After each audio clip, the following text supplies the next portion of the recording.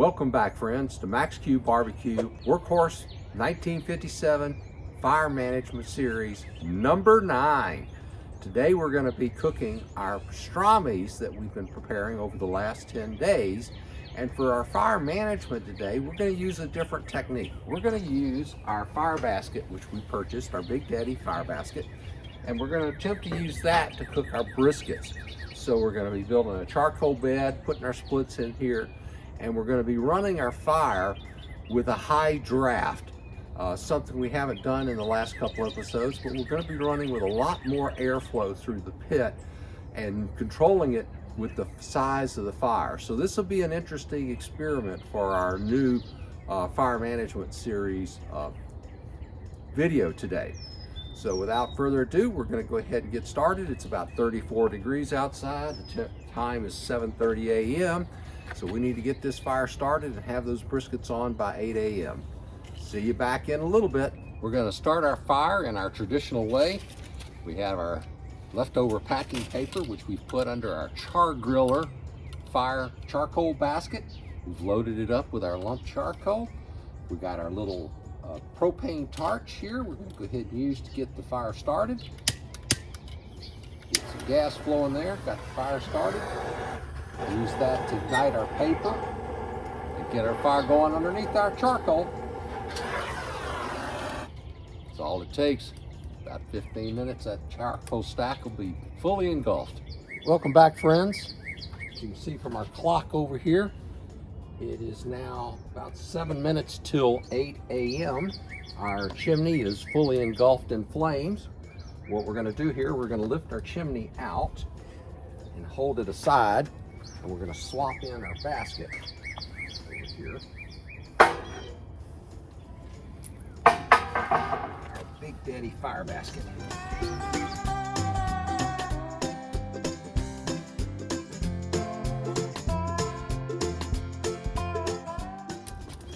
And for today's cook, we're going to be using some of our locally sourced hickory.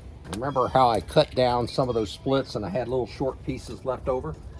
So for today's cook, we're going to use those chunks.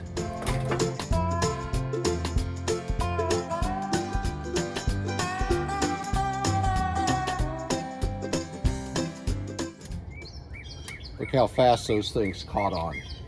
Go ahead and close this down. Got the butterfly wide open. That way we can start moving that heat through our barbecue pit today. As you can see, the pit's covered with a lot of moisture. I had to cover off because I'd cooked a pizza the other day and it rained last night.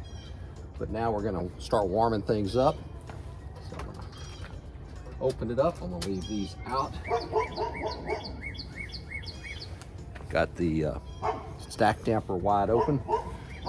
Close it down. I'm going to let this thing go ahead and warm on up. Welcome back, friends. It's 8:45 a.m. And you'll notice that our temperature of our pit is coming up nicely. Our internal temperature is now at 290 degrees.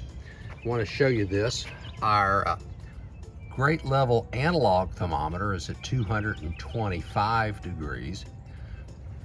But our top thermometer up here where the hot air is flowing across is close to 300 degrees. And then our thermometer over here by our firebox is right at 250. So our temperature is pretty where we want it. So it's between 225 and 250, probably where the meat is on the grates.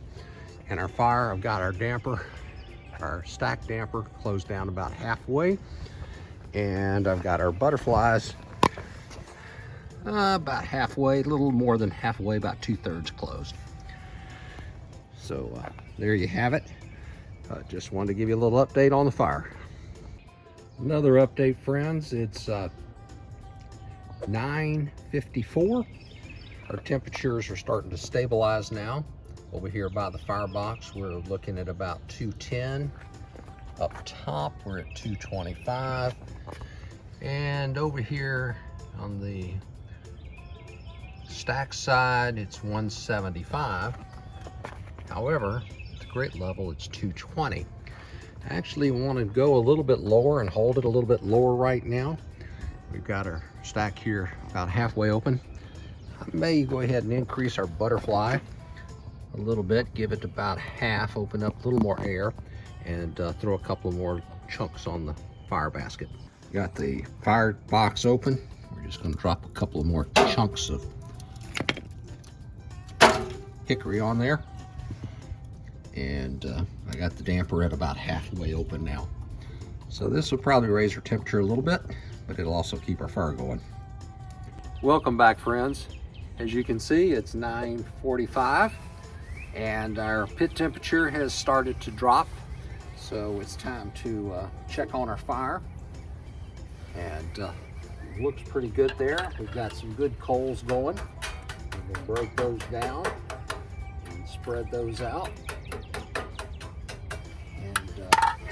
We're going to go ahead and take some. I'm continuing to use up these little small chunks. So we can go ahead and feed our fire with several of these chunks.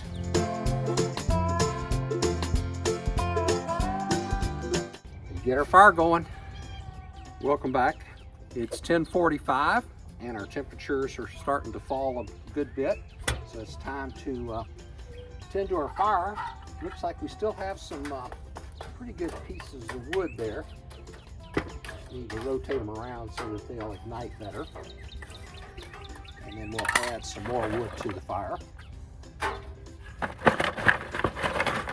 Add some of these smaller chips here just to help it ignite a little faster. And put the chunks in here.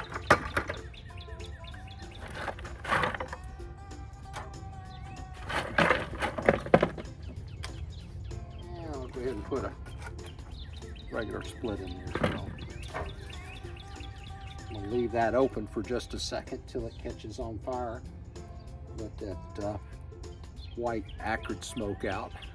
And it won't take but about 30-45 seconds for it to catch on fire there, but just give it a minute. Welcome back, friends. It's 12:30 p.m.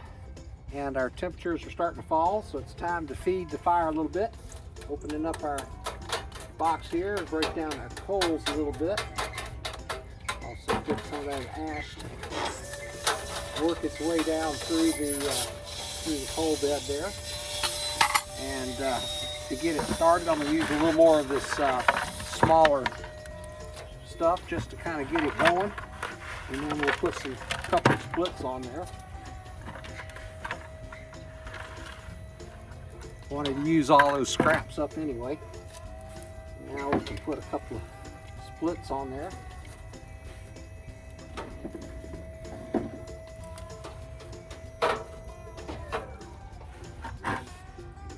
Leave that door open a little bit and let the smoke come out. Let it catch. Alrighty, that should hold us for another hour or so. Briskets are up to about 140 degrees, so we're gonna take them on up to about 160. If the bark looks really good, we may take them off, wrap them, and transfer them over to the oven. But right now, we're still gonna smoke them. Welcome back, friends. It's now 1:45, and our internal temperature on our pastrami briskets has reached 160, so we went ahead and pulled those off and wrapped them in aluminum foil and brought them in to finish them in the oven. So we're not gonna do any more with the fire.